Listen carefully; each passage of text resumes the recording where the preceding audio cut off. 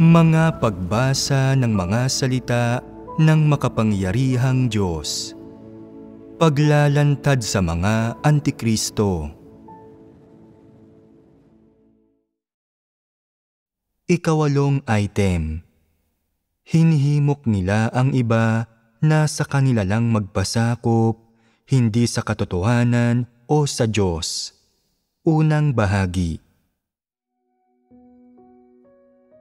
Ano pa ang interes ng mga Antikristo bukod sa kanilang pagnanais at ambisyong kontrolin ang mga tao?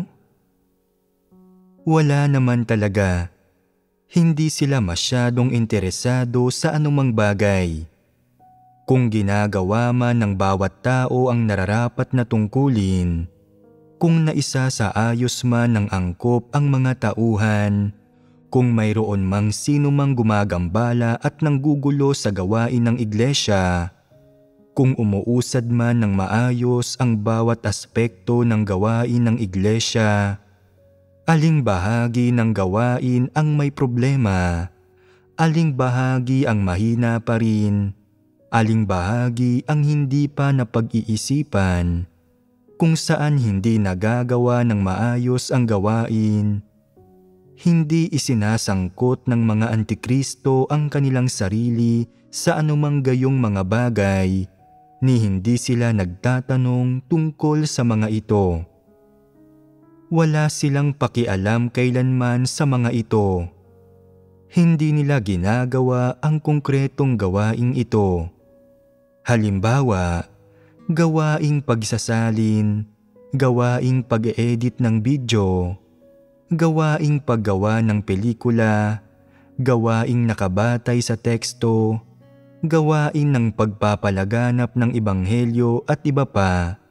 Hindi nila masikap na sinusubaybayan ang anumang aspekto ng gawain.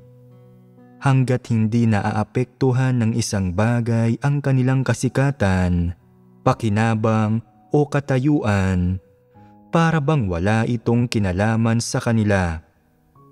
Kaya, anong bagay lang ba ang ginagawa nila? Inaasikaso lang nila ang ilang pangkalahatang gawain, mababaw na gawain na binibigyang pansin at nakikita ng mga tao. Nagtatapos sila riyan. Pagkatapos ay ipinangangalandakan ito bilang isa nilang kalifikasyon, at pagkatapos ay magsisimula silang tamasahin ang mga benepisyo ng kanilang katayuan. May pakialam ba ang mga Antikristo sa buhay pagpasok ng hinirang na mga tao ng Diyos? Wala. May pakialam lang sila sa kanilang reputasyon at katayuan, sa mga bagay kung saan sila ay pwedeng mapansin at udyukan ang mga taong igalang at sambahin sila. Kaya, anumang problema ang lumitaw sa gawain ng iglesia, hindi sila nag-aalala sa mga ito o nagtatanong tungkol sa mga ito. Gaano man kaseryoso ang isang problema, gaano man kalaki ang kawalang idinudulot nito sa mga interes ng sambahayan ng Diyos, hindi nila nararamdamang isa itong problema. Sabihin mo sa akin, may puso man lang ba sila? Sila ba ay mga taong may katapatan? Sila ba ay mga taong nagmamahal at tumatanggap sa katotohanan? Dapat guhitan ng mga tandang pananong ang mga bagay na ito. Pues, ano ba kaya ang ginagawa nila buong araw para masira nila ang gawain ng iglesia? Sapat na ito para ipakitang hindi nila isinasaalang-alang kahit katiting ang mga layunin ng Diyos. Hindi nila ginagawa ang mahalagang gawain na ipinagkatiwala sa kanila ng Diyos, kundi nagpapakaabala lang sila sa mabababaw na pangkalahatang gawain para magmukha silang gumagawa sa ibang tao. Sa panlabas, abala sila sa paggawa ng isang tungkulin para ipakita sa mga tao na sila ay masigasig at may pananalig. Nalilinlang nito ang ilang tao. Pero wala silang ginagawa ni isang aspekto ng mahalagang gawain ng iglesia. Wala silang ginagawa sa gawain ng pagdidilig at pagbibigay ng katotohanan. Hindi nila kailanman ginagamit ang katotohanan para lutasin ang mga problema. Inaasikaso lang nila ang ilang pangkalahatang gawain at gumagawa ng kaunting gawain na nagpapaganda ng kanilang imahe. Sa mahalagang gawain ng iglesia, pabasta-basta at iresponsable lang sila. Wala silang ni kaunting pagpapahalaga sa responsibilidad. Hindi nila kailanman hinahanap ang katotohanan para lutasin ang mga problema, gaano man karami ang lumitaw, at pabasta-basta sila sa kanilang mga tungkulin. At dahil nakapag-asikaso na sila ng ilang mababaw na pangkalahatang gawain, iniisip nilang nakagawa sila ng aktwal na gawain. Habang ginagawa ng mga Antikristo ang mga tungkulin nila, nag-aamok sila sa paggawa ng di mabubuting bagay at kumikilos ng arbitraryo at diktatorial. Ginugulo at tuluyan nilang sinisira ang gawain ng iglesia. Walang isang aspekto ng gawain ang nagagawa sa isang sapat na pamantayan at nang walang pagkakamali. Walang aspekto ng gawain ang nagagawa ng maayos nang hindi kinakailangang mamagitan ng itaas at mag-usisa rito at pangasiwaan ito. At gayunpaman, may ilang punong-puno ng hinaing at pagsuway matapos mapalitan. Gumagawa sila ng mga mapanlinlang na argumento para sa sarili nila na ipinapasa ang responsibilidad sa mga lider at manggagawa sa mataas na antas. Hindi ba't ito ay ganap na hindi makatwiran? Hindi makikita ang tunay na saloobin ng isang tao sa katotohanan kapag walang nangyayari. Pero kapag pinungusan at pinalitan sila, nabubunyag ang kanilang tunay na saloobin sa katotohanan. Magagawa ito ng mga taong tumatanggap sa katotohanan sa anumang mga sitwasyon. Kung mali sila, kaya nilang aminin ang kanilang pagkakamali. Kaya nilang harapin ang mga katunayan at tanggapin ang katotohanan. Hindi aaminin ng mga taong hindi nagmamahal sa katotohanan na mali sila kahit nalantad na ang pagkakamali nila. Lalong hindi rin nila tatanggapin ang pag-aasikaso sa kanila ng sambahayan ng Diyos. At ano pa nga ang ikakatwiran ng ilan sa kanila? Nilayon kong gumawa ng maayos, hindi ko lang nagawa. Hindi ako masisisi ngayon sa nagawa kong masama. Mabuti ang nilayon ko at nagdusa ako at nagbayad ng halaga at ginugol ko ang aking sarili. Ang hindi paggawa ng maayos ay hindi katulad sa paggawa ng kasamaan. Para gamitin ang pangangatwirang ito, itong palusot na ito, para tanggihang pangasiwaan ng sambahayan ng Diyos, tama ba iyon? Anumang mga pangangatwiran at pagpapalusot ang ibinibigay ng isang tao, hindi nila maikukubli ang saloobin nila sa katotohanan at sa Diyos. Nauugnay ito sa kanilang kalikasang diwa at ito ang pinaka-indikatibong bagay. May nangyari man o wala, ang iyong saloobin sa katotohanan ay kumakatawan sa iyong kalikasang diwa. Ito ang iyong saloobin sa Diyos. Makikita kung paano mo tinatrato ang Diyos sa pamamagitan lamang ng pagtingin sa kung paano mo tinatrato ang katotohanan. Ano ang sinaklaw natin sa ating talakayan tungkol sa pag-uugali ng mga Antikristo sa pagkontrol sa mga tao? Interesado lamang ang mga antikristo sa pagkontrol sa mga tao. Tama iyon.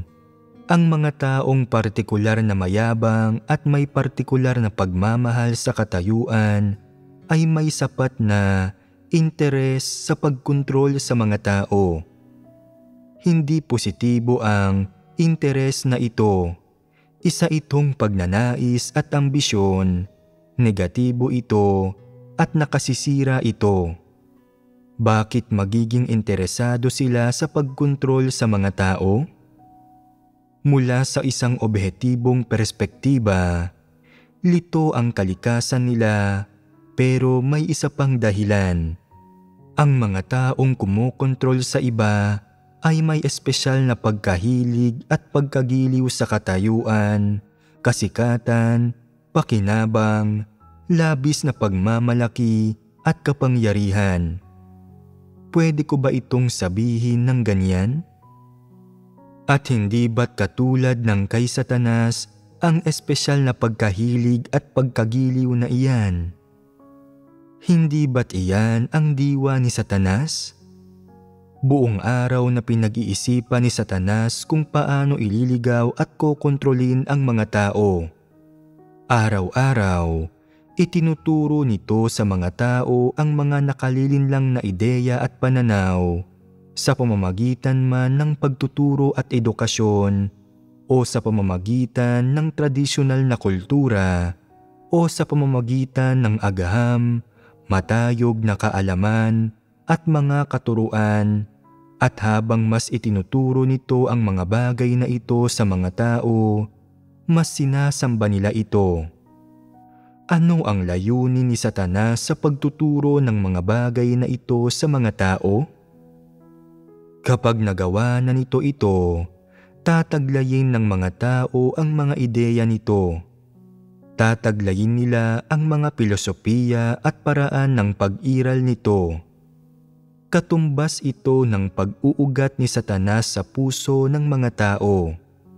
Nabubuhay sila kay Satanas at ang pamumuhay nila ay pamumuhay ni Satanas. Ito ang pamumuhay ng mga demonyo. Hindi ba't ganoon iyon? Hindi ba't ito rin ang kalikasan ng mga antikristo na kumokontrol sa mga tao? Gusto nilang gawing mga taong katulad nila ang lahat ng iba pa. Gusto nilang mabuhay ang lahat para sa kanila, na maging handa para sa paggamit nila at gumawa ng mga bagay para sa kanila. At ang lahat ay dapat mapasailalim sa kontrol nila. Ang mga kaisipan at pananalita ng mga tao, ang kanilang estilo ng pananalita, mga ideya at pananaw, ang perspektiba at saloobin sa kanilang pagkilos, maging ang kanilang saloobin sa Diyos, ang kanilang pananalig at ang kalooban at adhikain nila na gawin ang mga tungkulin nila. Ang lahat ng ito ay dapat mapasailalim sa kontrol nila. Gaano kalalim ang pagkontrol na iyon? Binibrainwash at iniindoktrinahan muna nila ang mga tao. Pagkatapos ay pinagagawa nila sa lahat ng tao ang mga katulad na bagay na ginagawa nila mismo. Nagiging ninong sila. Para gawing ganito ang mga tao, gumagamit ng maraming kaparaanan ang mga antikristo. May panlilihis, pagtuturo, pananakot, at ano pa? Mga psikolohikal na pag-atake. Bahagi iyon ng panlilinlang. Ano pa? Pamimilit at panunuhol sa mga tao. Paano nila sinusuhulan ang mga tao? Nag-aamok ang ilang tao sa paggawa ng di mabubuting bagay habang ginagawa ang mga tungkulin nila sa sambahayan ng Diyos. Malinaw ba itong nakikita ng mga antikristo? Masyadong malinaw itong lahat sa kanila. Pinapangasiwaan ba nila ito kung ganoon? Hindi nila ito pinangangasiwaan. At bakit hindi nila ito ginagawa? Ninanais nilang gamitin ang usapin para suhulan ang mga taong iyon. Sinasabi nila sa mga iyon, ang hindi pag-aasikaso sa iyo ay isang pabor na ginawa ko para sa iyo. Kailangan mo akong pasalamatan. Nakita kitang gumawa ng isang masamang bagay, pero hindi kita iniulat at hindi kita pinangasiwaan. Naging maluwag ako. Hindi ba't may utang na loob ka sa akin mula ngayon? Ang mga taong iyon ay nagpapasalamat sa kanila pagkatapos at itinuturing silang mga tagapagtaguyod nila. Kung gayon, ang mga antikristo at ang mga taong iyon ay parang mga baboy na naglulublob sa iisang kural. Habang nasa kapangyarihan sila, masusuhulan ng mga antikristo ang gayong mga tao. Ang mga gumagawa ng kasamaan na pumipinsala sa mga interes ng sambahayan ng Diyos, na humuhusga sa Diyos sa pribado at na sumisira sa gawain ng sambahayan ng Diyos sa pribado. Ito ang uri ng gang ng masasamang tao na pinoprotektahan ng mga antikristo. Hindi ba't ito ay isang uri ng pagkontrol? Ang katunayan ay naalam ng mga antikristo sa kaibuturan ng puso nila na ang mga taong ito ay hindi ang mga nangangalaga sa interes ng sambahayan ng Diyos. Alam nilang lahat ito, may lihim na pangunawa at kaya nagtutulungan sila. Magkapareho tayo. Hindi mo isinasaalang-alang ang mga interes ng sambahayan ng Diyos. Niloloko mo ang Diyos at ganoon din ako. Hindi mo hinahangad ang katotohanan at hindi ko rin ito hinahangad. Sinusuhulan ng mga antikristo ang gayong mga tao. Hindi ba't panunuhol ito sa kanila? Wala silang pag-aalala na pabayaang magdusa ang mga interes ng sambahayan ng Diyos. Kapalit ng halaga ng mga interes ng sambahayan ng Diyos, kinukonsinti nila ang mga taong ito na nag-aamok sa paggawa ng di mabubuting bagay at nagiging pasanin sa sambahayan ng Diyos. Para bang tinutustusan nila ang mga taong ito at ang mga taong ito ay walang kamalay-malay na nagpapasalamat sa kanila. Kapag dumating na ang panahon para pangasiwaan ng sambahayan ng Diyos ang masasamang taong ito, paano nila tinitingnan ang mga antikristo? Sinasabi nila sa sarili nila, "Hay naku, tinanggal na sila. Kung hindi pa sila tinanggal, nakapagsaya pa sana tayo ng mas matagal. Dahil sa suporta nila, walang sino man ang nakapangasiwa sa akin." Nakararamdam pa rin sila ng labis na pagiging malapit sa mga antikristo. Malinaw na ang lahat ng ginagawa ng mga antikristo ay mga paggambala at panggugulo, mga bagay na nanliligaw sa mga tao at masasamang gawa na sumasalungat sa Diyos. At sino mang tao na hindi nagmamahal sa katotohanan ay hindi mamumuhi sa masasamang gawang ito at pagtatakpan pa nila ang mga ito. Halimbawa, may isang partikular na lider na nagtanggol sa mga antikristo. Tinanong siya ng itaas kung sino man sa iglesia ang nagdudulot ng mga paggambala at panggugulo o nag-aamok sa paggawa ng di mabubuting bagay o kung may mga antikristo na nanlilihis sa mga tao. Sinabi ng lider, "Bueno, magtatanong-tanong ako sa paligid. Hayaan mong tingnan ko ito para sa iyo." Hindi ba't bahagi iyon ng trabaho niya? Sa himig na iyon, hayaan mong tingnan ko para sa iyo. Hinarap niya ang itaas at wala na silang narinig pa tungkol dito pagkatapos. Hindi niya tiningnan, ayaw niyang salungatin ang mga taong iyon. At nang tinanong muli siya ng itaas, "Tiningnan mo na ba?" Sinabi niya na, "Tiningnan ko na, walang kahit ano." Totoo ba iyon? Siya ang pinakamalaking antikristo sa lahat, ang pangunahing salarin sa panggugulo sa gawain ng iglesia at sa pamiminsala sa mga interes ng sambahayan ng Diyos. Siya mismo ay isang antikristo. Ano ang naroon para tingnan niya? Dahil naroon siya, anumang masasamang bagay na ginawa ng mga taong nasa ilalim niya, anumang paggambala at panggugulo na idinulot nila, walang sino mang makapagsiyasat sa mga bagay na ito. Hinarang niya sila sa paggawa nito. Bilang implikasyon, sa ganoong kalagayan, hindi ba't inihiwalay niya sa Diyos ang mga taong nasa ilalim niya? Ganoon na nga, at sino ang pinakinggan ng mga taong iyon na nahiwalay sa Diyos sa pamamagitan niya? Hindi ba nila siya pinakinggan? At kaya siya ang naging hari-harian sa bayan, ang lider ng bandido, pinunong malupit.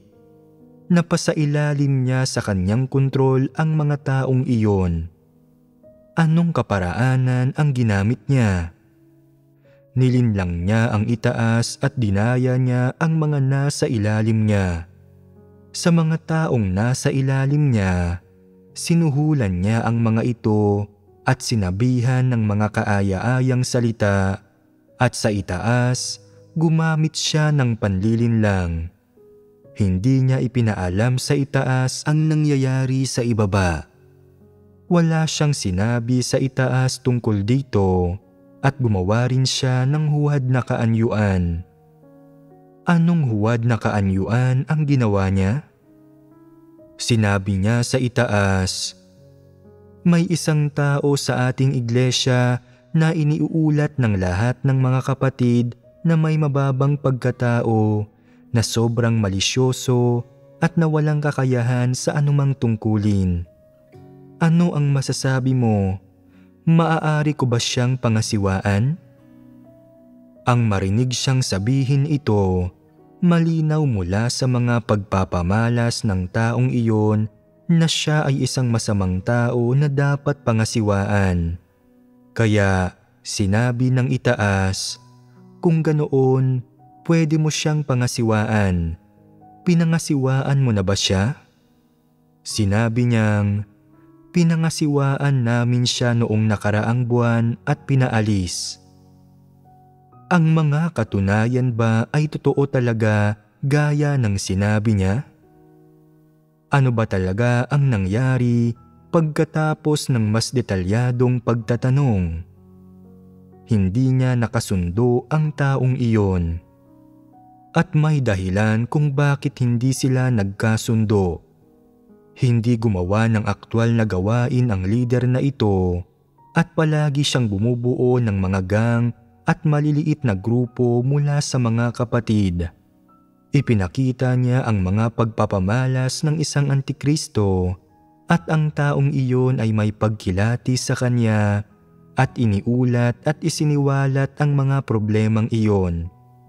Sa sandaling ginawa niya ang ulat na iyon, napag-alaman ito ng mga kasamang kampon ng lider at dahil dito ay pinarusahan at pinaalis siya nito. Nagtagumpay ang antikristo na ito na makumbinsi ang lahat ng nasa ilalim niya na maghimagsik laban sa taong iyon at tanggihan ito, at sa huli, pinangasiwaan niya ang taong iyon at pinaalis, at pagkatapos ay iniulat niya ang mabuting balita na ito sa itaas. Hindi iyon ang totoong nangyari. Sa katunayan, nangyayari ba ang gayong mga bagay sa iglesia? Nangyayari. Sinusupil ng mga antikristo na ito ang mga kapatid. Sinusupil nila iyong mga nakakikilati sa kanila at naguulat ng kanilang mga problema, gayon din ang mga nakauunawa sa kanilang kalikasang diwa. Sila pa ang nauunang magsampa ng mga reklamo laban sa mga biktima nila. Iniuulat sa itaas na ang mga taong iyon ang nagdudulot ng kaguluhan. Sino ba talaga ang nagdudulot ng kaguluhan? Ang mga antikristo ang nanggugulo at kumukontrol sa iglesia. Ano ang mga teknik ng mga antikristo para maudyukan ang mga tao na magpasakop sa kanila? Ang isang gayong teknik ay ang paggamit ng iba't ibang pamamaraan para kontrolin ka. Para kontrolin ang iyong mga kaisipan, ang iyong mga pamamaraan, ang landas na iyong tinatahak, at maging sa pamamagitan ng kapangyarihang hawak nila, ang tungkuling ginagawa mo. Kung mapapalapit ka sa kanila, bibigyan kanila ng madaling tungkulin na magbibigay kakayahan sa iyong umangat. Kung palagi kang sumusuway sa kanila, at palaging itinuturo ang kanilang mga pagkakamali at isinisiwalat ang problema ng kanilang katiwalian, isasaayos nila para sa iyo na gumawa ka ng isang trabahong hindi gusto ng mga tao. Halimbawa, paggawain ang isang batang kapatid ng ilang marumi at nakapapagod na trabaho. Isinasaayos nila ang madadali at malilinis na trabaho para sa sino mang magiging malapit sa kanila, mambobola sa kanila, at palaging magsasabi ng gusto nilang marinig. Ganito tinatrato at kinokontrol ng mga antikristo ang mga tao. Ibig sabihin, pagdating sa kapangyarihan sa pagtatalaga at paglilipat ng mga tauhan, na ginagawa ang lahat ng depende sa kanila, sila ang tanging may kontrol. Isang uri lang ba ito ng ambisyon at pagnanais? Hindi ito ganoon. Hindi ba't eksakto itong tumutugma sa ikawalong item ng mga pagpapamalas ng mga antikristo? Hinihimok nila ang iba na sa kanila lang magpasakop, hindi sa katotohanan o sa Diyos? Ano ang tinutukoy ng hinihimok nila ang iba na sa kanila lang magpasakop, hindi sa katotohanan o sa Diyos? Ano ang mali sa pagpapamalas na ito? Paano ito naging mali? Ito ay na ang pinasusunod nila sa mga tao ay ganap na salungat sa katotohanan. Hindi ito ayon sa mga katotohanang prinsipyo. Ganap itong salungat sa mga interes ng sambahayan ng Diyos at salungat sa mga layunin ng Diyos. Walang ni katiting nito ang nangangalaga sa mga interes ng sambahayan ng Diyos at walang ni katiting na bahagi nito ang ayon sa katotohanan. Ang gusto nilang ipasunod sa mga tao ay ganap na ang mga sarili nilang ambisyon, pagnanais, kagustuhan, interes at kuro-kuro. Hindi ba't ito ang diwa ng problema? Isang paraan ito ng pagpapamalas ng diwa ng mga antikristo. Hindi ba't ito ang pinakabuod ng usapin? Dapat madaling makilatis ang pagkilos na ito ng mga antikristo. May ilang lider at manggagawa na naghahayag ng mga wasto at tamang pananaw, at bagaman hindi kumbinsido ang ilang tao at hindi matanggap ang mga ito, nagagawa ng mga lider na ito na magtiyaga sa pagpapatupad ng mga tamang pananaw na iyon at sa pagsasagawa ng mga ito. Ano ang pagkakaiba sa pagitan ng pag-uugaling ito at ng sa mga antikristo? Tila magkatulad ang dalawa sa panlabas, pero may pagkakaiba sa diwa ng mga ito. Ang ginagawa ng mga antikristo ay sadyang sumalungat sa katotohanan at sa mga prinsipyo ng gawain ng sambahayan ng Diyos. Pinagagawa sa mga tao ang sinasabi nila sa pagkukunwaring ginagawa nila ang isang tungkulin para sa sambahayan ng Diyos at pagpapasakop sa katotohanan. Mali ito. Napakalaking, kakatwang kamalian. Ang ilang lider at manggagawa ay nagtataguyod ng mga tamang pananaw. Dapat itaguyod ang ayon sa mga katotohanang prinsipyo. Hindi ito pagmamataas at pagmamagaling, at hindi rin ito pagpigil sa mga tao. Pagtataguyod ito sa katotohanan. Tila magkatulad ang dalawang pag-uugali sa panlabas, pero magkaiba ang mga diwa ng mga ito. Ang isa ay nagtataguyod sa mga katotohanang prinsipyo at ang isa ay nagtataguyod sa mga maling pananaw. Ang ginagawa ng mga antikristo ay paglabag lahat sa katotohanan sa pagkamapanlaban dito at ganap na bunsod ng kanilang mga personal na ambisyon at pagnanais. Kaya sa kanila lamang pinasusunod ng mga antikristo ang mga tao at hindi sa katotohanan o sa Diyos.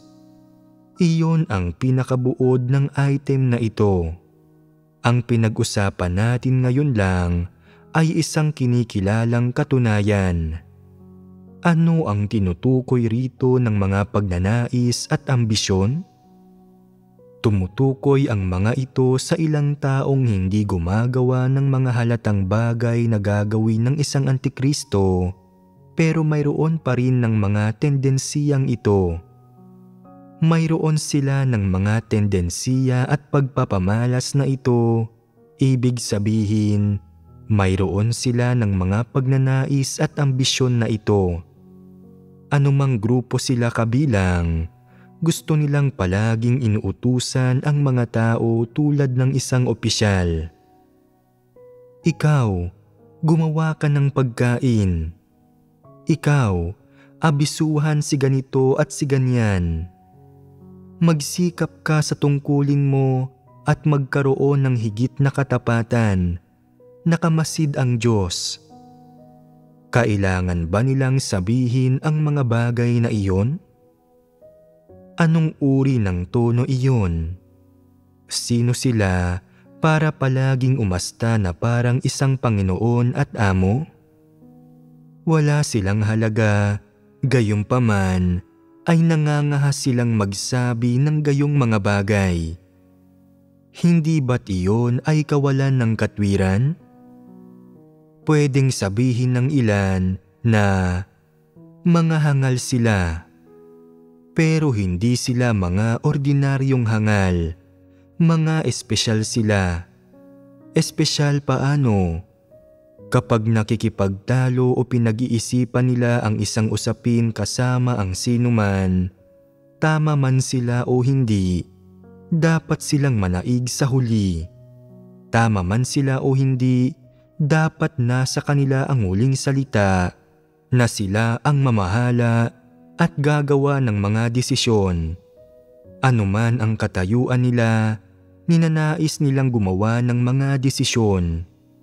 Kung mananaig ang ibang tao sa pagpapahayag ng tamang opinyon, magagalit sila. Isusuko nila ang kanilang posisyon at ititigil ang kanilang trabaho. Nagbibitiw sila, nagsasabing, "Sabihin ninyo na ang anumang gusto ninyong sabihin. Hindi ninyo naman talaga ginagawa ang sinasabi ko." Wala ba sila ng ambisyon at pagnanais na iyon? Ano ang mga kahihinatnan ng gayong mga tao na nagiging mga Panginoon at Amo? Sila na nagiging mga namamahala? Sila na nagiging mga lider? Nagiging mga karaniwang antikristo sila. Mayroon ba kayong ganoong mga pagpapamalas? Hindi iyon magiging mabuting bagay. Hindi ba't magiging isang napakalaking kalamidad kung hindi makakamit ng isang mananampalataya ng Diyos ang katotohanan at sa halip ay magiging isang antikristo? Paano tinitingnan ng mga walang pananampalataya ang mga tao? Kapag nakatatagpo sila ng isang tao, tinitingnan muna nila ang itsura at pananamit nito. Kapag pinakikinggan nilang nagsasalita ang iba, palagi nilang gustong makita kung nagtataglay ba ito ng karunungan. Kung makikita nila na ang iyong itsura at pananamit ay hindi kaakit-akit at wala kang masyadong pinag-aralan o hindi ka masyadong marunong, hahamakin ka nila at gugustuhing lamangan ka kapag nakikipag-usap sila sa iyo. Sinasabi ko, kung gusto mong makipagtalo, sige, magsalita ka. Ititikom ko ang bibig ko, pagbibigyan kita. Karamihan ng mga tao sa sambahayan ng Diyos ay nakikinig sa akin saan man ako magpunta. Kaya naghahanap ako ng mga pagkakataong marinig ang iba na magsalita para hayaan ang iba na mas lalo pang magsalita.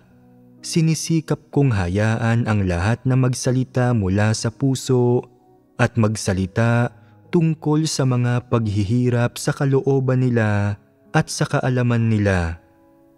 Habang nakikinig ako, nakakarinig ako ng ilang paglihis. Naririnig ko ang ilan nilang problema at pagkukulang. Anong mga problema ang lumitaw sa landas na tinatahak nila at kung aling bahagi ng gawain ng iglesia ang hindi nagagawa ng maayos. Anong mga problema ang nananatili rito at kung kailangang lutasin ang mga ito. Nakatuon ako sa pakikinig sa mga bagay na ito. Kung pinagtatalunan natin ang anumang issue, kung sasabihin ko, halimbawa, na papel ang isang tasa at ipagpipilitan mong sabihin na plastic ito, sasabihin kong, sige, tama ka. Hindi ako makikipagtalo sa iyo.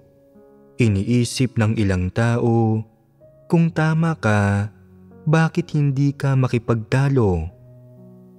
Depende ito sa issue. Kung ito ay isang bagay na may kinalaman sa katotohanan, tama lang para sa iyo na pakinggan ako. Kung ito ay isang panlabas na usapin, hindi ako makikialam anuman ang sabihin ninyo. Ang gayong mga bagay ay walang kinalaman sa akin. Walang silbi ang makipagtalo tungkol sa gayong mga bagay. May ilang tao na tumatalakay sa ilang usapin ng kalagayan. Sa kanila, sinasabi ko, sa pagkakaunawa ko rito, ganito ang bagay na iyon. Idinagdag ko ang sa pagkakaunawa ko rito sa simula. May kaunting kaalaman sa sarili riyan. Ipinapakita ko ang isang katunayang alam ko para ilarawan ang bagay na iyon. Sinasabi na, ito ang sitwasyon ngayon, pero kung may ilang espesyal na pangyayari, hindi ko alam ang tungkol sa mga iyon. Ito lang ang magagawa ko para suriin ang usapin ng may gayong katunayan, pero hindi ko ipinagmamalaki kung gaano karami ang nalalaman ko. Binibigyan ko lang sila ng kaunting impormasyon bilang sanggunian. Hindi ko nilalayong ituring ang sarili ko na mas mataas kaysa sa kanila at pigilin sila para ipakita sa kanila kung gaano ako katalino, na alam ko ang lahat, na wala silang alam. Hindi iyon ang aking perspektiba. Kapag may ilang taong nakikipag-usap sa akin, nagbabanggit ako ng kaunting impormasyong hindi nila alam at sinasabi nilang, "Buong araw kang nasa loob. Ano ang alam mo?" Hindi nila alam ang impormasyong iyon, pero gusto nilang makipagtalo at makipag-away sa akin tungkol dito. Sinasabi ko, "Tama iyan. Hindi ako lumalabas pero alam ko ang isang bagay na ito. Sinasabi ko lang sa iyo ang tungkol dito at iyon lang iyon. Maniwala ka man o hindi." Ano ang dapat pagtalunan doon? Ang pagtatalo tungkol sa ganitong uri ng bagay ay isang disposisyon. May ilang tao na gusto pang ngang makipagkumpetensya para sa pagiging superior pagdating sa isang panlabas na usapin. Sinasabi na, "Paano mo nalaman ang tungkol dito? Bakit hindi ko alam ang tungkol dito? Bakit kaya mong talakayin ang lahat ng kailangang talakayin tungkol dito, samantalang hindi ko kaya?" Halimbawa, sinasabi ko, sa mga taon ng pananatili ko rito, may natuklasan akong kakaiba tungkol sa klima. Medyo mahalumigmig ito. Ito ay isang obserbasyong natuklasan ko pagkatapos ng pananatili sa lugar na ito ng mahabang panahon. Isa itong katunayan. Pero naririnig iyon ng ilang tao at sinasabi, "Ganyan ba talaga ang mga bagay? Paanong hindi ko naramdaman ang halumigmig kung gayon?"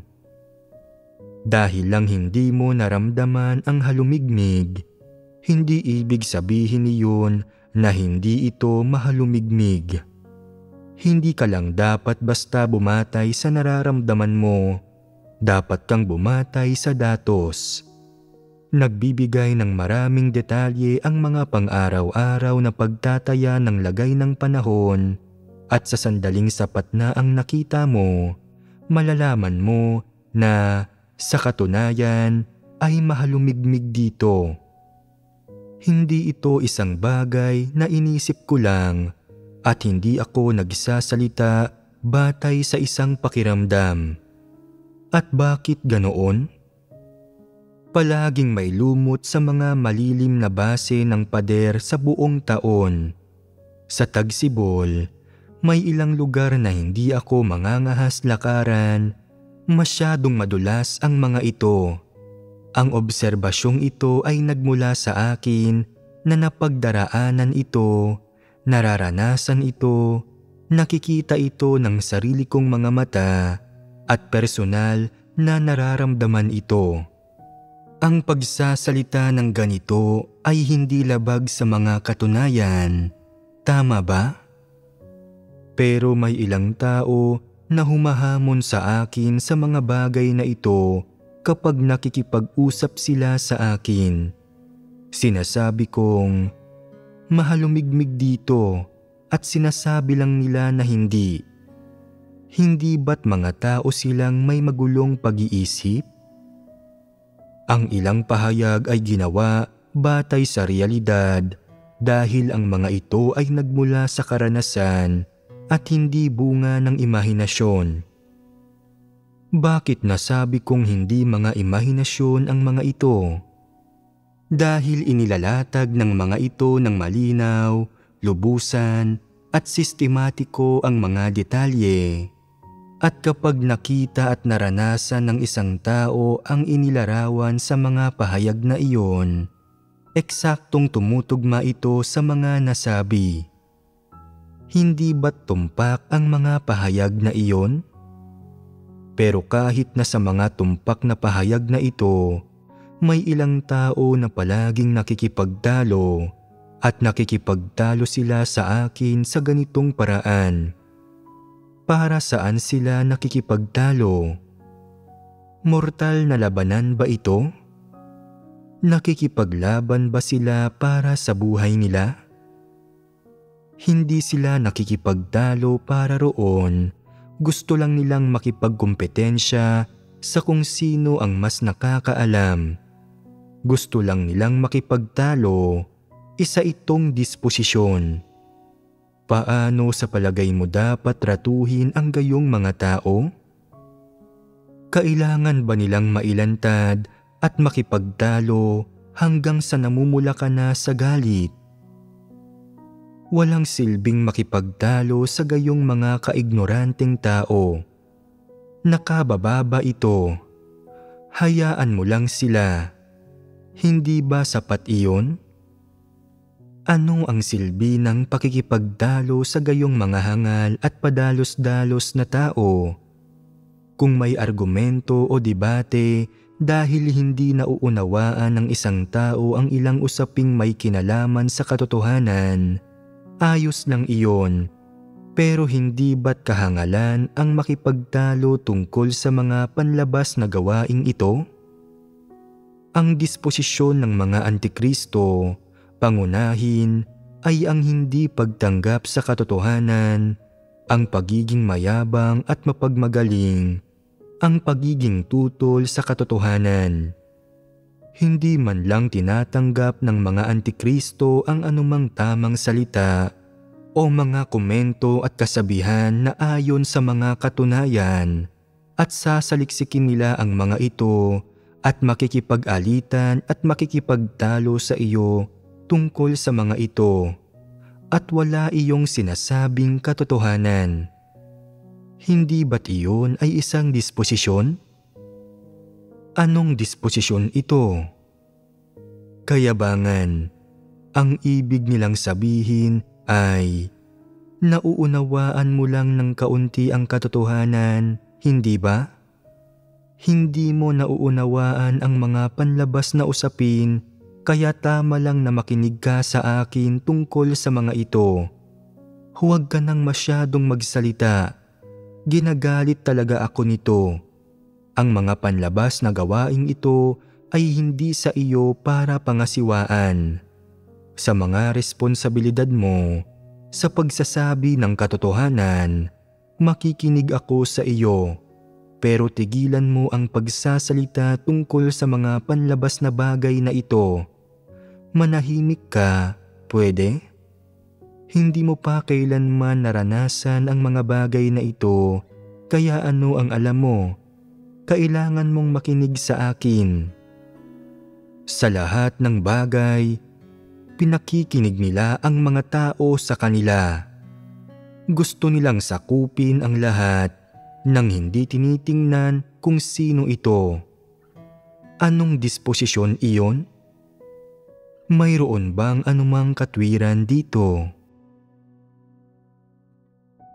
Sabihin mo sa akin, madali ba o mahirap ang makisama sa akin? Madali. Paano mo ito malalaman? Bakit sinasabi mong madali ito? Sasabihin ko sa inyo at makikita ninyo kung tama at tumpak ang pagpapaliwanag ko sa aking sarili. Una, normal ang aking pagkamakatwiran. Paano maipaliliwanag ang pagiging normal na ito? Ibig sabihin nito na may mga tumpak akong pamantayan at tumpak na perspektiba tungkol sa lahat ng usapin. Sa ganoong paraan, hindi ba't ang aking mga pananaw at pahayag tungkol sa bawat uri ng bagay at ang aking saloobin sa bawat uri ng bagay ay normal lahat? Normal ang mga ito. Kahit papaano, ang mga ito ay nakaayon sa mga pamantayan para sa normal na pagkatao. Pangalawa, pinipigilan ako ng katotohanan. Ito ang dalawang bagay na kahit papaano ay tinataglay ng normal na pagkamakatwiran. At may isa pang aspekto rito. Ang dahilan kung bakit nakikita ninyong madaling makisama sa akin ay dahil may tamang sukat ako at alam ko ang mga pamantayan pagdating sa bawat uri ng tao. May tamang sukat ako, gayon din ng mga paraan at pinagkukunan para sa kung paano ko tinatrato ang mga lider at ordinaryong kapatid, para sa kung paano ko tinatrato ang matatanda at kabataan, para sa kung paano ko tinatrato ang mayayabang na tao na sa malamang ay magpapasikat, at para sa kung paano ko tinatrato ang mga mayroon at walang espiritual na pangunawa at iba pa para sa bawat uri ng tao. Ano una sa lahat ang tamang sukat na ito at ang mga paraan at pinagkukunang ito? Sumusunod sila sa mga katotohanang prinsipyo, hindi gumagawa ng mga bagay ng hindi pinagpaplanuhan. Ipagpalagay, halimbawa, napahahalagahan kita dahil sa pagiging isang estudyante sa universidad o hahamakin ka dahil sa pagiging isang magsasaka. Hindi iyon ang mga prinsipyo. Kaya, paano ko maaarok ang mga prinsipyong ito? Sa pamamagitan ng pagtingin sa kakayahan at pagkatao ng isang tao, sa tungkuling ginagawa niya, sa pananalig niya sa Diyos at sa saloobin niya sa katotohanan. Itinuturing ko ang mga tao batay sa kombinasyon ng iba't ibang aspektong ito.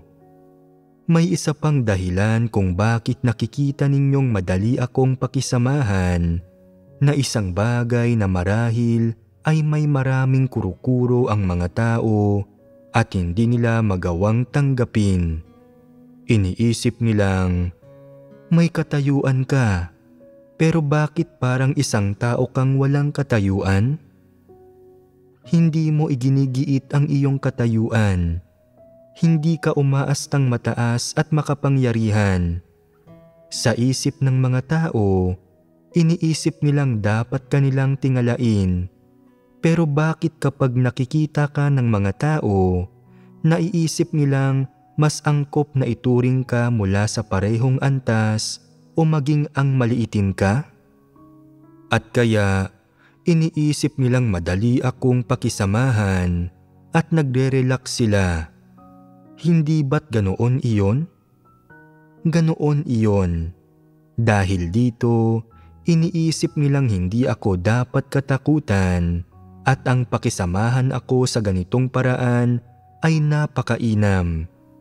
Sabihin mo sa akin, kung pipigilan ko kayo sa bawat pagkakataon at pupungusan kayo ng walang magandang dahilan at sasawayin at pangangaralan kayo buong araw na may madilim na ekspresyon sa aking mukha, magiging iba ba ang mga bagay-bagay? Iisipin ninyong, napakahirap mong pakisamahan dahil sa kakaiba mong personalidad at sa pabago-bago mong damdamin. Hindi ako magiging madaling pakisamahan kung ganoon. Tiyak na dahil tila normal akong tingnan sa inyo sa lahat ng aking aspekto, sa aking personalidad, sa aking mga kasiyahan at galit, sa aking mga kalungkutan at kagalakan, at dahil sa inyong isipan, iniisip ninyong ang mga tao na may reputasyon at mataas na katayuan ay dapat na maging mataas at makapangyarihan, pero ang ako na nakikita ninyo ngayon ay napakakaraniwan lamang. Iyon mismo ang dahilan kung bakit hindi na kayo nag-iingat at iniisip na madali akong pakisamahan. Bukod dito, napapansin ba ninyong gumagamit ako ng burokratikong jargon kapag nagsasalita ako? Hindi ko iyon ginagawa. Pagdating sa mga bagay na hindi ninyo nauunawaan, tinutulungan ko kayo sa abot ng aking makakaya ng anumang makakaya ko at bihira ko kayong nililibak. Bakit bihira kong gawin iyon? May mga pagkakataong labis akong nagagalit at hindi ko maiwasang magsabi ng ilang salitang nanlilibak sa inyo, Subalit dapat ko ring isaalang-alang na maaari kayong manghina at kaya hanggat maaari ay madalang akong makipag-usap sa inyo ng ganoon. Sa halip, mapagtimpi, mapagpatawad at matiyaga ako. Tinutulungan ko kayo sa abot ng aking makakaya kung saan ko kaya at tinuturuan kayo sa abot ng aking makakaya ng kung ano ang aking makakaya. Ito ang ginagawa ko sa kadalasan. At bakit ganoon? Ito ay dahil karamihan ng mga tao ay higit na nagkukulang pagdating sa mga usapin ng pagpapatotoo sa Diyos at pag-unawa sa katotohanan. Pero pagdating sa pagkain, pag-inom at pagsasaya o pananamit at pampaganda o paglalaro o anumang makamundong bagay, alam ng mga tao ang lahat ng tungkol sa mga bagay na ito. Sa kabilang banda, hinggil sa mga usapin ng pananampalataya sa Diyos at mga usaping may kinalaman sa katotohanan, ignorante ang mga tao. Pagdating sa pagpapatotoo sa Diyos at paggamit ng mga profesional na kasanayan nila, mga kalakasan nila at mga kaloob nila para gumawa ng kaunting gawain ng pagpapatotoo sa Diyos, para gumawa ng ilang gawaing nagpapatotoo sa Diyos, wala silang masasabi. Ano ang gagawin ko kapag nakikita ko ang gayong sitwasyon? Dapat ko kayong turuan kayo ng paunti-unti at turuan kayo sa abot ng aking makakaya. Pinipili ko ang mga bagay na nauunawaan ko at alam ko at magagawa ko at itinuturo ko ang mga ito sa inyo ng tuloy-tuloy hanggang sa matapos ang isang gawain. Itinuturo ko sa inyo ang lahat ng makakaya ko hanggat kaya ko. Para sa mga may mahinang kakayahan na hindi matuturuan, unawain ninyo ang hanggang sa makakaya ninyo at hayaan ang natural na takbo ng mga bagay-bagay.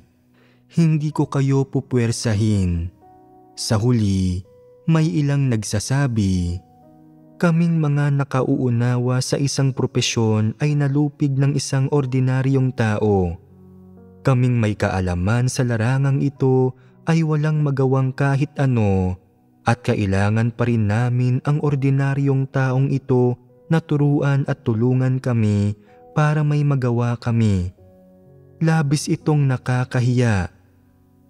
Ang totoo, hindi ito nakakahiya dahil ang pagpapatotoo sa Diyos sa pananampalataya ng isang tao ay kinasasangkutan ng katotohanan at ang katotohanan ay isang teritoryong hindi pa nababagtas ng sangkatauhan. Walang tiwaling tao ang ipinanganak na nakakaunawa na sa katotohanan. Sa pamamagitan lang ng personal na gawain ng Diyos na gawing perpekto ang mga tao nila, mauunawaan ang katotohanan. Kung ipinanganak ang mga tao na may kakayahang makapagpapatotoo sa Diyos, wala nang sino man ang sasalungat sa Kanya. Dahil ang mga tao ay kauri ni Satanas at may kalikasang diwa na mapanlaban sa Diyos, kaya hindi nila magawa ang mga bagay na may kinalaman sa katotohanan at pagpapatotoo tungkol sa Diyos. Kaya, ano ang dapat gawin ng mga tao kung ganoon? Hanggat lubos silang nagsisikap na gawin ang makakaya nila, sapat na iyon. Kung mayroon akong lakas na mag-alok ng tulong at pagtuturo, tutulong ako. Kung hindi ko ito ginagawa o kung abala ako sa iba pang mga bagay at hindi makapaglaan ng oras, gawin lang ninyo ang inyong makakaya. Naaayon iyon sa mga prinsipyo, hindi ba? Ito lang ang tanging maaaring paraan. Hindi ko kayo pinipilit na gumawa ng higit sa inyong kakayahan. Wala itong silbi. hindi ito magagawa. Sa huli, iniisip ng mga tao na sadyang madali kang pakisamahan at madaling makamit ang iyong mga hinihingi. Sabihin mo sa amin kung ano ang gagawin at gagawin namin ang sinabi mo. Maaaring mapungusan ang ilang tao paminsan-minsan. Karamihan sa kanila ay ayos lang naman pagkatapos noon na may tamang pagkaarok. Isinusuko ng ilang tao ang kanilang trabaho at ang ilan ay palihim na nagdudulot ng mga kaguluhan, hindi nagsisikap na gawin ang kanilang tungkulin at hindi gumagawa ng aktwal na gawain. Ang gayong mga tao ay pinapalitan. Kung hindi mo gustong gawin ang gawain, bumaba ka sa pwesto. Bakit kailangang ikaw ang ginagamit para dito? Papalitan ka namin. Iyon lang iyon. Simple, hindi ba? Kung sa hinaharap, magsisisi, magbabago at gagawin ng mga taong iyon ang kanilang gawain ng maayos, bibigyan sila ng isa pang pagkakataon at kung magdudulot pa rin sila ng mga pagkagambala at kaguluhan sa parehong paraan, hindi na sila kailanman gagamiting muli. Mas mabuting gumamit ako ng taong masunurin. Anong silbi ng palaging pakikisalamuha sa ganoong mga tao? Tama? Magiging mahirap iyon para sa kanila at nakapapagod para sa akin. May mga prinsipyo para sa kung paano ko pinangangasiwaan ang mga bagay na ito at may mga prinsipyo rin para sa kung paano ako makikisama sa iba. Ang isa pang dahilan kung bakit madali akong pakisamahan ay dahil sa pakikisama sa mga tao, hindi ako kailanman nanghihingi ng mga bagay na masyadong nakapapagod sa kanila. Gawin mo ang anumang makakaya mo. Para sa mga bagay na hindi mo kayang gawin, ituturo ko sa iyo ang mga ito isa-isa. Gawin mo ang makakaya mo ng buong puso mo. Kung hindi mo ito gagawin ng buong puso mo, hindi kita pipiliting gawin ito. Pagdating sa iba pa, ibig sabihin, kung paano ka nananampalataya sa Diyos, sariling usapin mo iyon. Kung wala kang makakamit sa huli, wala kang masisisi. Anong palagay mo sa mga prinsipyo ko sa kung paano ko tinatrato ang mga tao? Nararamdaman mo bang medyo mapagpalayaw ang mga ito? Talagang hindi iyon ang kaso. Ang paraan ng pag-aasikaso ko rito ay ganap na alinsunod sa mga prinsipyo. Anong mga prinsipyo ang mga iyon? Makinig sa akin at mauunawaan ninyo. Ako, ang Diyos na nagkatawang tao, ay gumagawa sa loob ng pagkatao. Kaya ko bang ganap na palitan ang banal na espiritu o ang espiritu ng Diyos sa paggawa ng gawain? Hindi ko kaya. Kaya hindi ko sinusubukang lumampas sa aking mga limitasyon. Sinasabing gusto kong palitan ang Diyos sa langit at gawin ang lahat ng kaniyang gawain. Iyon ay pagdakila sa sarili ko. Hindi ko kaya iyon. Isa akong ordinaryong tao. Anuman ang kaya kong gawin, ginagawa ko. Ginagawa ko kung ano ang magagawa ko ng maayos.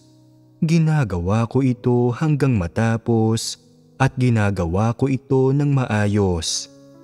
Inilalagay ko ang aking puso at lahat ng aking lakas sa paggawa nito. Sapat na iyon.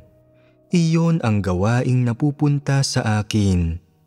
Subalit kung hindi ko ito nauunawaan, at nakaramdam ako ng pagsuway sa katunayang ito at hindi ko ito kinilala, subalit palaging sinusubukang magpanggap na mahusay, palaging sinusubukang magpasikat, palaging sinusubukang magpakita ng ilang hindi kapani-paniwalang kasanayan, magiging ayon ba iyon sa mga prinsipyo?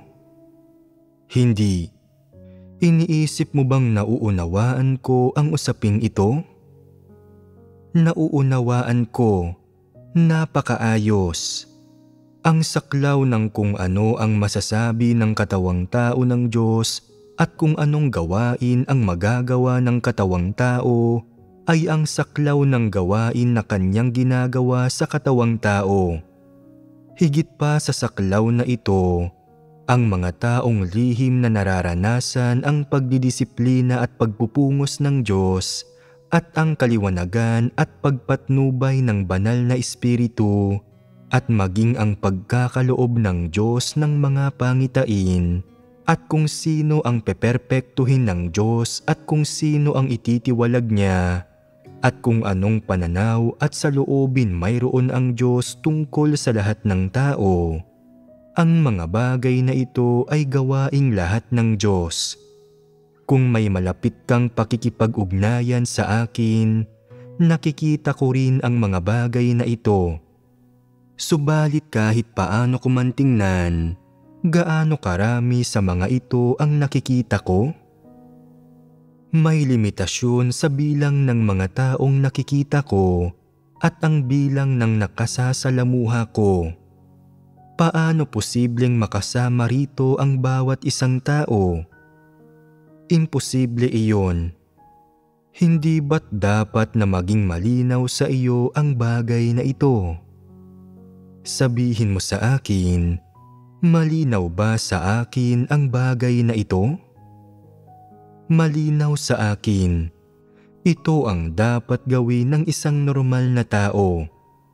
Hindi ko iniisip ang mga bagay na hindi ko dapat gawin. May kakayahan ba ang mga tao para dito? Wala silang kakayahan. Wala sila ng pagkamakatwirang iyon. Tinatanong ako ng ilang tao, hindi ba't palagi kang palihim na tumitingin sa mga bagay-bagay? Hindi ba't palagi kang nagtatanong tungkol sa kung sino ang gumagawa ng kung ano at anong masasamang bagay ang sinasabi nila tungkol sa iyo ng pribado o kung sino ang palihim na nanghuhusga sa iyo at nagsasaliksik sa iyo? Magiging matapat ako sa iyo. Hindi ako kailanman nagtanong tungkol sa mga bagay na iyon. Sino ang namamahala sa mga bagay na iyon? Ito ay ang Espiritu ng Diyos. Sinusuri ng Diyos ang lahat. Sinisiyasat niya ang buong mundo at sinisiyasat niya ang puso ng mga tao. Kung hindi ka naniniwala sa pagsisiyasat ng Diyos, hindi ba't abnormal ang iyong katwiran? Kung ganoon, ay hindi ka isang taong tunay na nananampalataya sa Diyos. Pinaiiral mo ang maling posisyon at isang malaking problema ang naganap. Hinihingi kong manampalataya kayo sa Diyos at lubos akong naniniwala rito. Kaya ang aking mga salita at gawa ay itinayo sa pundasyong ito. Hindi ako gumagawa ng mga bagay na lampas sa aking mga hangganan. Hindi ako gumagawa ng mga bagay na lampas sa saklaw ng aking mga kakayahan. Hindi ba't iyon ay isang disposisyon? Hindi ito nakikita ng ilang tao ng ganoon. Iniisip nila na mayroon akong ganitong pagkakakilanlan, ganitong katayuan, at ganitong kapangyarihan, kaya't nagtataka sila kung bakit hindi ako kumikilos ng ganoon. Iniisip nila na kailangan kong maunawaan ang marami pang bagay at maarok ang marami pang bagay para lumabas na mayroon akong higit na reputasyon, higit na katayuan, higit na kapangyarihan, at higit na awtoridad. Gaano man kalaking awtoridad at gaano man karaming kapangyarihan ang ibinibigay sa akin ng Diyos, iyon ang tinataglay ko. Hindi ito mga bagay na pinaghihirapan ko o mga bagay na inaagaw ko. Ang awtoridad ng Diyos, ang kanyang kapangyarihan at ang kanyang pagkamakapangyarihan sa lahat ay hindi mga bagay na maaaring katawanin ng isang hindi mahalagang laman. Kung hindi iyon malinaw sa iyo, may mali sa iyong katwiran.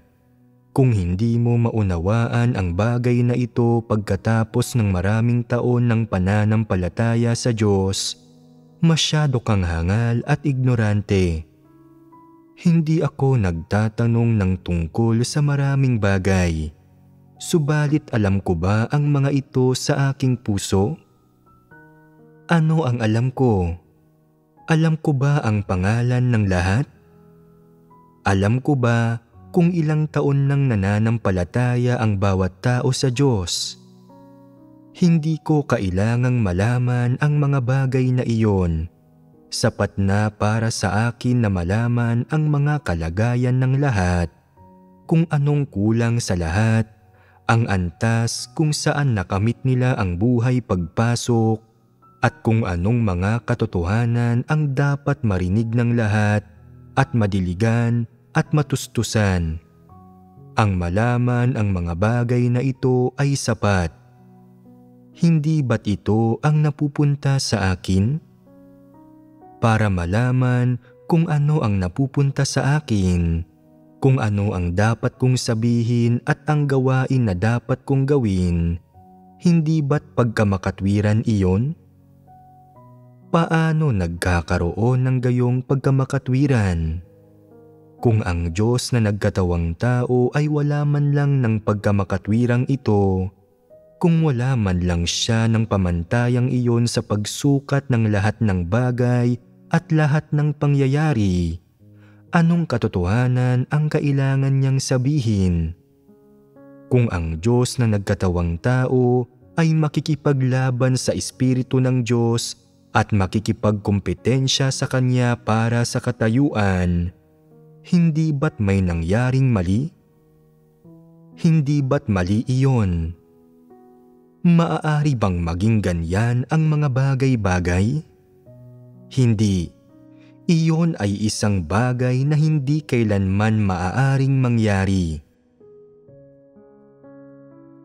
Ang ilang tao ay palaging nag-aalala at nagsasabing, "Palagi ka bang nagtatanong tungkol sa amin at palaging palihim na nagsasaliksik tungkol sa amin? Palagi bang sinusubukan ng Diyos na sukatin kung ano ang iniisip natin tungkol sa Kanya at kung paano natin siya tinitingnan sa ating puso?" Hindi ko iniisip ang gayong mga bagay. Sumusobra sila. Anong silbi ng pag-iisip tungkol sa mga bagay na iyon? Ang lahat ng ito ay nasasakop ng pagsisiyasat ng Diyos. May saklaw sa mga pagkilos ng Espiritu ng Diyos at mas lalo pa sa mga pagkilos ng Diyos na nagkatawang tao. Ang Diyos na nagkatawang tao ay Diyos. Siya ang daluyan at pagpapahayag ng katotohanan, at ang gawaing ginagawa niya sa yugtong ito ay kumakatawan sa yugtong ito, hindi sa huli. Magagawa lang ng Diyos na nagkatawang tao ang gawain na nasa loob ng panahong ito at ng saklaw na ito. Maaari bang katawanin ng gawaing ito ang susunod na yugto kung ganoon? Bueno, hindi natin alam kung ano ang mangyayari sa hinaharap. Sariling usapin iyon ng Diyos. Hindi ako susobra. Ginagawa ko ang dapat kong gawin. Ginagawa ko ang mga bagay na dapat at kaya kong gawin. Hindi ko kailanman pinipilit ang sarili kong lampasan ang aking mga limitasyon. Sinasabing, "Ako ay makapangyarihan. Ako ay dakila." Iyon ang Espiritu ng Diyos. Kinakatawan lang ng Diyos na nagkatawang tao ang pagpapahayag at daluyan para sa gawaing ginagawa ng Diyos sa panahong ito. Itinakda na ng Diyos ang saklaw ng kanyang gawain at kung anong gawain ang kanyang gagawin. Kung sasabihin mong, si Kristo na nagkatawang tao ay makapangyarihan, tama ka ba o mali? Kalahating tama, kalahating mali. Makapangyarihan ang Espiritu ng Diyos. Hindi masasabing makapangyarihan si Kristo. Dapat mong sabihing makapangyarihan ang Diyos. Tama at tumpak na paraan iyon ng pagsasabi at isa na nakaayon sa mga katunayan. Anong pagkamakatuwiran ang dapat kong taglayin? Sinasabi ng lahat na ako ay Diyos, Diyos mismo, na ako ay Diyos na nagkatawang tao, kaya naniniwala ba ako na kaya kong humalili sa Diyos mismo para sa Kanyang Espiritu? Hindi ko kaya. Kahit na ibinigay sa akin ng Diyos ang kapangyarihan at kakayahang iyon, hindi ko maisa sa katuparan iyon. Kung kaya kong humalili sa Diyos sa ganoong paraan, hindi ba't iyon ay magiging isang uri ng katumbas na kalapastanganan laban sa kanyang disposisyon at diwa? Napakalimitado ng katawang tao. Hindi iyon ang paraan para maunawaan ito. Hindi iyon ang anggulo para harapin ang paksang ito. Hindi ba't ganoon iyon?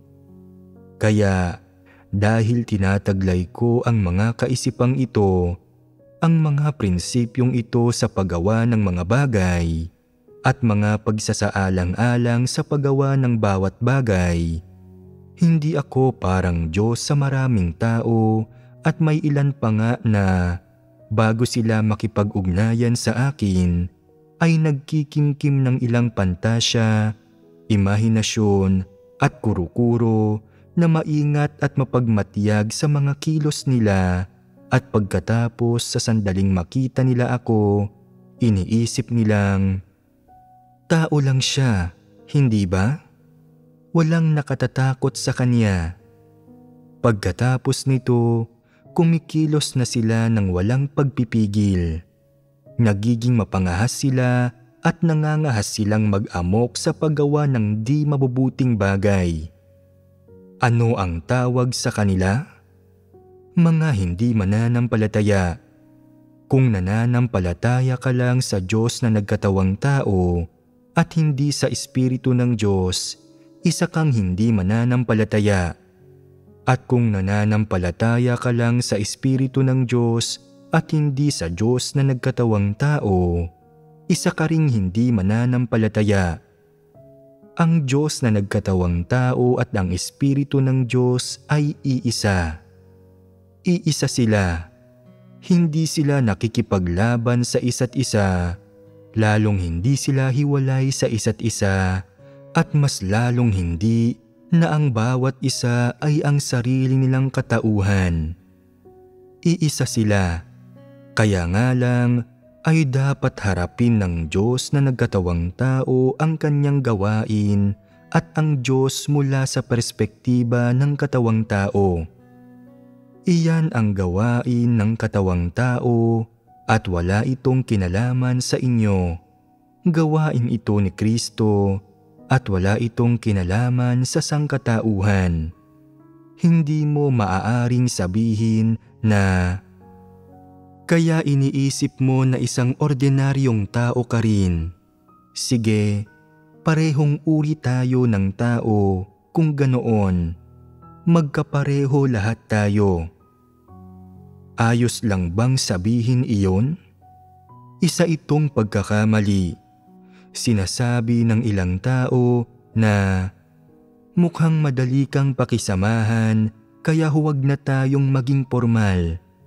Tratuhin natin ang isa't isa na parang magkakabarkada, na parang magkakaibigan.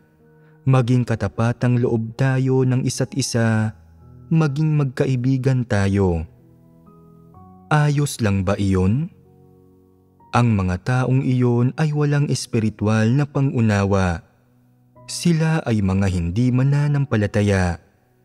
Habang mas ibinabahagi mo ang iyong damdamin sa kanila at nakikipag-usap sa kanila tungkol sa katotohanan, mga katunayan at sa katotohanang realidad, mas lalo kanilang hinahamak. Mga hindi mananampalataya ang mga taong ito.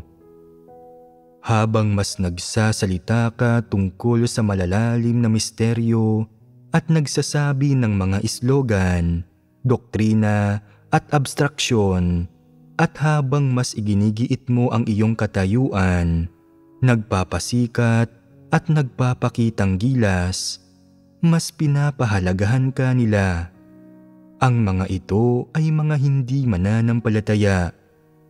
Kapag nakakikita sila ng isang tao na may prinsipyo at maingat sa kanyang mga pagkilos, na ang mga pagkilos ay nakaayon sa katotohanan, na kayang harapin ang mga positibo at negatibong bagay ng may mga malinaw na hangganan at pagkilatis, habang mas katulad niyon ang isang tao, mas lalo nila siyang minamaliit at iniisip na hindi nila siya karapat-dapat bigyang pansin.